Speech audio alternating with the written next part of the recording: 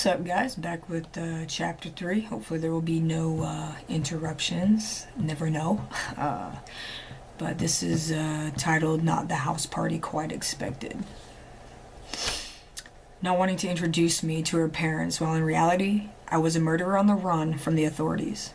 We decided to stay at a hotel outside of Sky's hometown in Tama.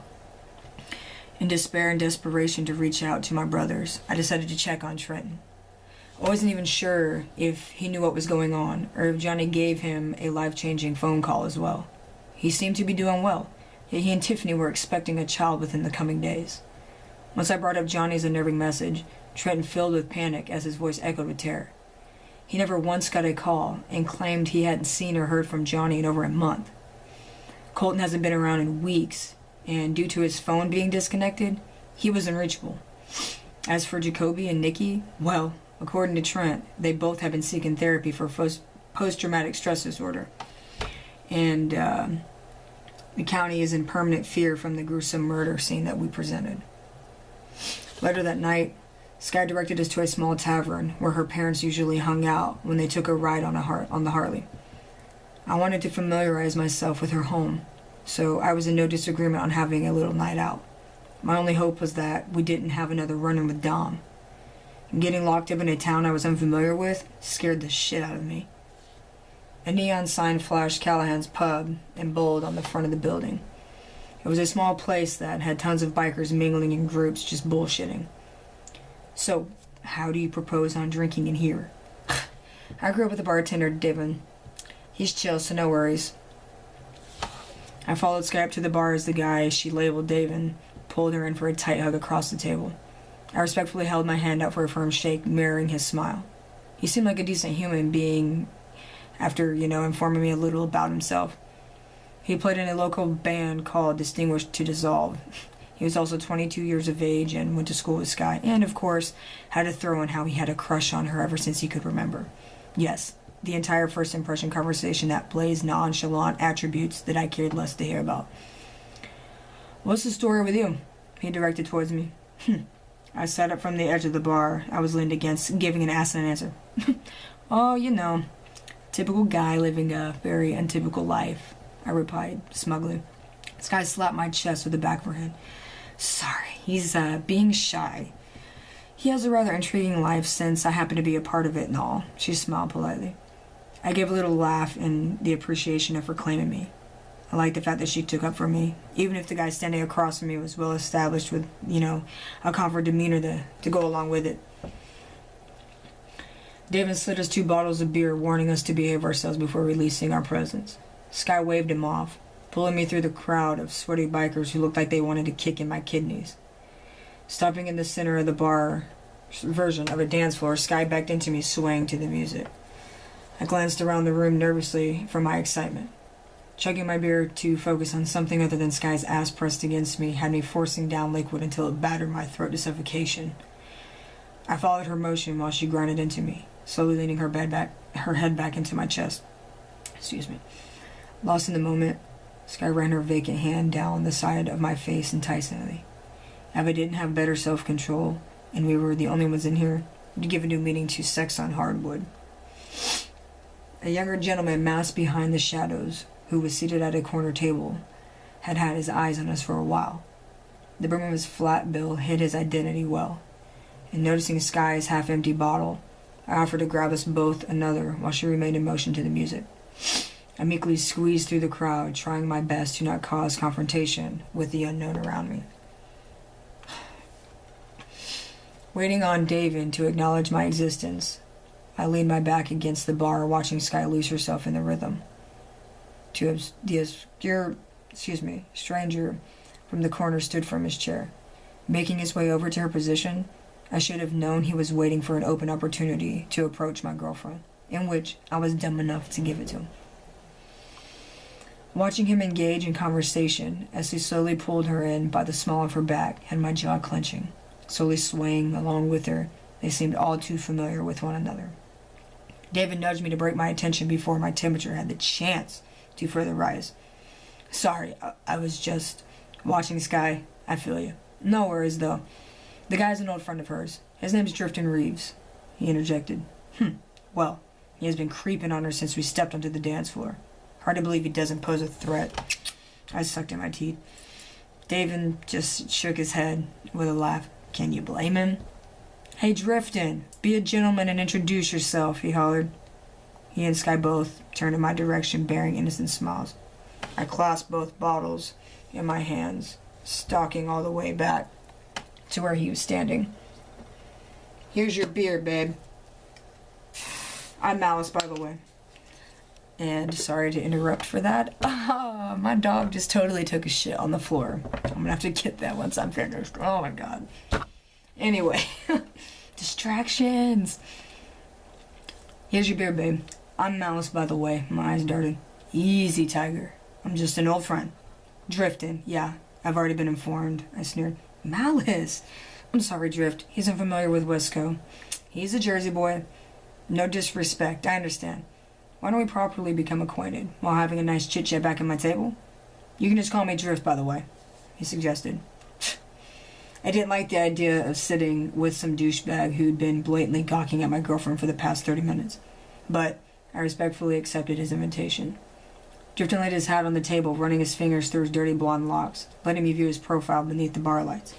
I didn't trust anyone offhand, so I was careful of what information I allowed to pass from my lips into his ears. His tattoos glowed beneath the black lights, striking my want to have more ink. Who does your ink? I interrupted. He cracked a prideful smile. A personal friend of mine. He owns a shop downtown. You looking to get more work? If it's as good as yours, then my answer would have to be the obvious. Sky smiled warmly, rubbing her hand gently up and down my bicep, while Drifton and I conversed about guy things. After an hour or so, I eventually gave in to beginning to like the guy. He told us some amazing facts about his latest adventures this year. The more he told me, the more I wanted to be like him. He claimed he went to college for 2 years getting a degree in chemistry, but really wanted to go for the campus action. He has surfed since he was 9 years old, and now longboards through the city streets to make money. He made me wish that I had joined him when he was backpacking through Europe last summer. His life seemed like something I'd only dream of, and just was determined to be successful, and even if I broke my back in the process. A 6-pack and 3 shots in, Drifton invited us over to check out his place. I was uncertain at first, only because I could barely stand, but Sky was more than willing to go. I snagged what seemed to be the only stability I had left within my equilibrium, just to make my way outside before causing notice. I gripped Sky's hand, following Drifton to his car, when my jaw fell open to a sleek silver Camaro with bright red and black racing seats. He opened the passenger side door, ushering us inside. It was a tight fit in the back, but I felt awesome as fuck just being able to ride inside of it. The car's power had me pressed into the subwoofers placed strategically in the trunk. I gripped both headrests just to keep from receiving whiplash injuries. We pulled up to a 3-story townhouse with a 2-car garage. The door slowly rose, revealing a blacked-out Lamborghini. What did you say you did exactly? I stammered. I didn't, he chuckled. We hopped out, following Drifton inside. The bottom floor was his kitchen area and a guest bedroom that was located down the hall. Taking us on a tour, I couldn't help but feel like I was inside of a true hippie's palace. He had neon paintings to decor the walls, black lights, and unique statues just scattered everywhere. A large fish tank with colorful coral was placed along the far wall, comforting a shelf above that presented surfing trophies and medals. The second floor was the living area, which had a large white sectional couch, pool table, poker table in the corner, and a deck leading out to his pool. From there, we stepped onto a titanium spiral staircase leading up to the top floor that had more neon posters that covered the walls. The master bed and bath was down the hall to the right, and a mini bar was built into the left side wall, facing a large plexiglass cube lit up by black lights. What sat inside was pure heaven to my senses. This motherfucker was a weed producer. Seeing all of his fancy things made it apparent that his shit was good, and he was serious about his work. Drifton motioned for us to walk out onto another deck behind 2 large glass doors. It overlooked his pool and patio setup. Gazing into the water only made me miss working with Trent while slaving under Mr. Rick for the summer. You care to smoke with me? He asked. Is that a trick question? We lounged on the couch, talking some more about what we've been up to in life lately. Drifting got on the subject of money, and it worried me. What exactly do you do for work, Mally? I used to work for a pool company back in Jersey. And what happened with that? Did this pretty lady capture you in the meantime? Something like that. I shot her a wink. If you ever need funds and are in a bind, I can definitely help with that. I watched as he backed into his bedroom, still talking. Sky took a huge hit, nearly choking, while Drifton ran through the room shirtless. He was even more cut in tone than Trenton was. He pulled his cut-off muscle shirt over his head, reaching for the bong. Sky realized I caught her stare, but even I, too, was staring. A random male ego trip had me suddenly feeling a little awkward. Though I doubt admiring someone who took really good care of themselves made it come off in such a manner. Do you work out often? I asked. I have my own gym on the bottom floor. You should come over for a few rep sessions. I can get you toned up and irresistible for a girl over here. I gave a side smirk to his offer, knowing what little muscle and abs that I had going on was in no comparison with his. I just might take you up on that offer. So, tell me more about this job of yours. Well, as you can see, I grow my own product. I distribute all over the state and have buyers in Denver as well. My concern would be protection and getting caught. Drifton's face pulled into a large smile. He picked up a small black remote from the coffee table, aiming it at the wall decorated with surfboards. With just a click, the wall flipped completely over, presenting automatic weapons and all types of blades you could think of. I took a hard look at the bong, wondering what the fuck this guy put in the weed, because there was no way in hell that what lied before my eyes was in any fact reality. I felt Sky clutch my hand as we both sat staring intently at his weapon collection. Sick, right? These bad boys only come in handy when necessary. It's not like I'm part of the mob or something. I can see where that could be misconstrued, I replied sarcastically. Where are you guys staying at currently? If you want, you can stay here. We're staying in a motel in the outskirts of town. His eyebrows arched in curiosity. Well, for whatever reason you two were doing that shit, you are more than welcome to crash here to save some cash. I looked at the melted clock on the wall, seeing that it was 3 a.m. My car was back at the bar 30 minutes away, and so far, Sky and I had no set plans for the day. Drifton let us catch a few hours of sleep before waking us up to go meet a buddy of his. Already high out of my mind, and it wasn't even noon, I was up for whatever. Gleaming like a little kid at its appearance, Drifton agreed to let us ride in the Diablo to his friend's house. I was beyond stoked at the opportunity. We had a long, drawn-out road, with the only scenery being nothing but trees on either side. At the end of this road was a long, white wooden fence, with a graveled entrance stretched about half a mile, until a large Victorian house that sat up on a hill came into view. I felt like I was on set for The Godfather. This house was enormously beautiful. Has it ever occurred to you that you're, like, awesome as fuck? I laughed. Wait till you see the inside. 2 men stood at the entrance in business suits, accessorized with sunglasses and a straight face. I pulled Sky into my side as they escorted us inside the large house. A guy with clean-cut hair and a shaved face, dressed in sophisticated attire, humbly greeted Drifton. He quickly introduced us while Sky and I were busy scanning every square foot of his home. I'm Coco. Glad you like my place. Like is an understatement, Sky corrected. You two feel free to take a gander, just don't get lost, Coco insisted. Soon we were left alone to wander around while Drifton ran off to discuss business. Sky took my hand, pulling me up the stairs with a promiscuous smile. We went to the very end of the hallway, slowly opening the door. A large bed with a canopy centered the room. I shut the door silently behind me, watching Sky glance around. This house is amazing, Sky beamed. Well, then we might as well milk it for what it's worth, right? I ran up behind her, picking her up onto my waist. Falling into my kiss, I gently laid her onto the mattress below. And wrapping her legs around me, the strength from her squeeze took my breath, causing me to fall on top of her. Breathing in deeply, Sky pressed her body tightly against mine, never parting our lips. Her kiss was enough to bring a dead man back to consciousness, stronger than any heroin out there. Flipping me over, she sat upright, straddling me, starving for a more intensified kiss. I firmly pressed her into my hips, feeling her sigh into my mouth. My semi-hard-on was only gaining in strength until the jiggle of the door handle startled us. Immediately, jumping up, Drifton opened the door, practically humoring the idea that he had x-ray vision strong enough to see our hearts pounding from our chest. I fucked a girl in this room once, he smiled. What are your plans later on? Sky and I took in another shrug. I'm not really sure. What did you have in mind? There's a little drop that I have to make in Madison to a huge buyer, but I only have a small window to get it there and collect payment. You guys up for seeing a real house party? I was skeptical of the idea, but then again, it wasn't like Sky and I had anything else better to do rather than hang out with a damn drug dealer. The only house parties I was used to were the ones full of rich kids who, narc and kill me slowly with their immature cockiness. I was ready for something new, a different scene, and where better to start than somewhere you don't know.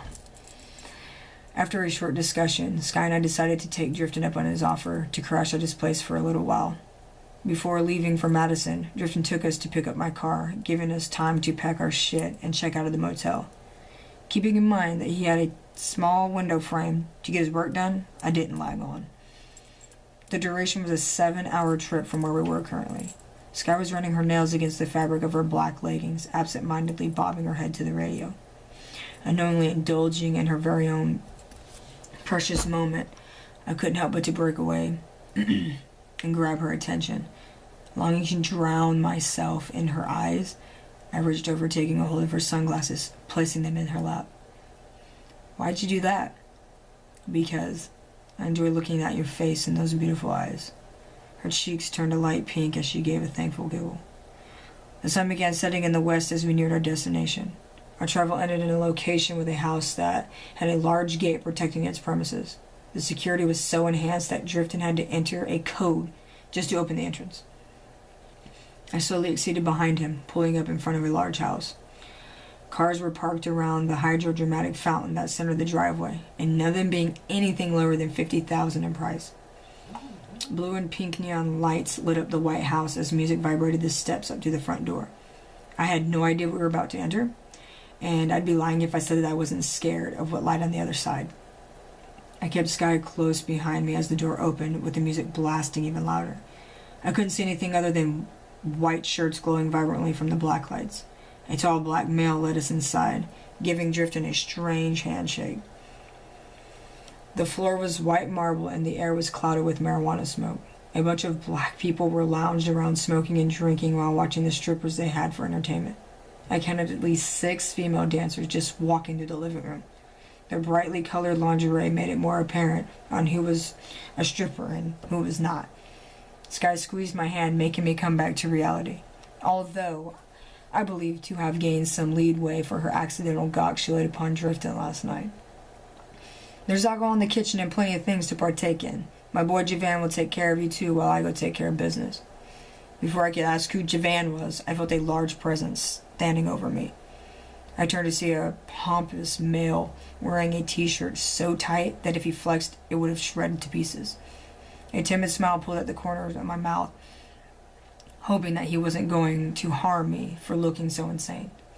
Noticing my frozen posture, Sky intervened, putting on the charm to get the imperious watchdog to ease up with a smile. Look at you. Aren't you just the cutest little white girl? My face formed a stupefied look, watching Sky lightly slap his chest with a huge smile. Oh, thanks, Shug.